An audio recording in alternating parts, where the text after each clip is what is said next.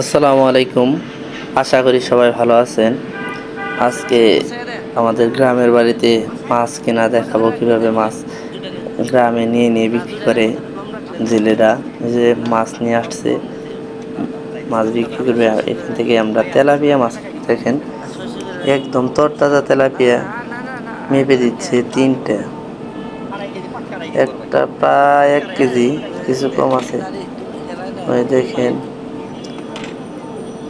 তিনটে, একটু দাড়ি মাপে কম দিতে চাইছিল, এটা আবার তার থেকেও কম হয়। দেখেন এটা আবার একটু বেশি আছে, মাপে কম দিয়েছে।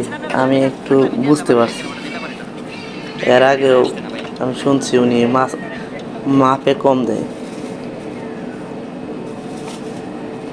একটু কম আছে, অবশ্যই উনি বললো যে একটু হয়তো কম হবে, একটু বেশি হলেও দিয়ে দিত। ওই অন্যরা মাছ কিনছে, সেগুলো টাকা দিচ্ছে। এই যে আমাদের এলাকায় উনি মাছ বিক্রি করে আসলো, আরেকজন চলে যাচ্ছে। আমি মাছ নিয়ে বাসায় যাচ্ছি, বাড়িতে যাচ্ছি।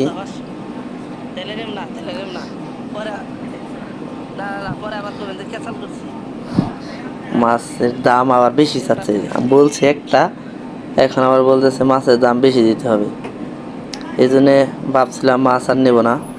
পরে বললো যে না, ঠিক আছে, সমস্যা নেই, আপনি এই দামই দেন। এই যে তিনটা মাছ, এই যে আমি বালতিতে রেখে দিলাম, একটু পরে কাটবো। দেখেন মাছগুলো কিন্তু তরতাজা। এই টাকা দেওয়ার সময় টাকা পড়ে গেছে হাত থেকে, বাড়ি থেকে টাকা এনে দিলাম। একটু তাড়াহুড়া করে মাছগুলো বিক্রি করবে। এই যে মাটিতে রাখছি, দেখেন এখনো কিন্তু মাছগুলো নাড়াচাড়া করতেছে, ঠোঁট তিনটাই কিন্তু নাড়াচাড়া করতেছে। ভালো করে খেয়াল করলে দেখতে পাবেন। শহরে তেলাপিয়া মাছ কিন্তু গন্ধ আসে, আর এই তেলাপিয়া মাছে কিন্তু গন্ধ আসবে না, কারণ শহরের তেলাপিয়ায় প্রচুর পরিমাণ কালো হয়, পচা পানিতে আর কি চাষাবাদ হয়, যার কারণে শহরের তেলাপিয়া গন্ধ আসে। আর গ্রামে এই যে তেলাপিয়াগুলো দেখতেছেন, এগুলো কিন্তু পচা পানিতে আবাদ হয় না, যার কারণে এগুলা খেতে অতটা গন্ধ আসে না। যারা শহরে থাকেন তারা বুঝতে পারবেন। মাছগুলো কাটা হবে এখন।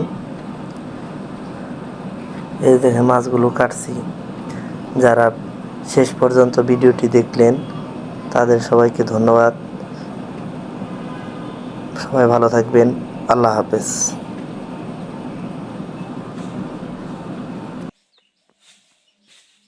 ভিডিওটি ভালো লাগলে লাইক, কমেন্টস, শেয়ার, সাবস্ক্রাইব করুন প্লিজ।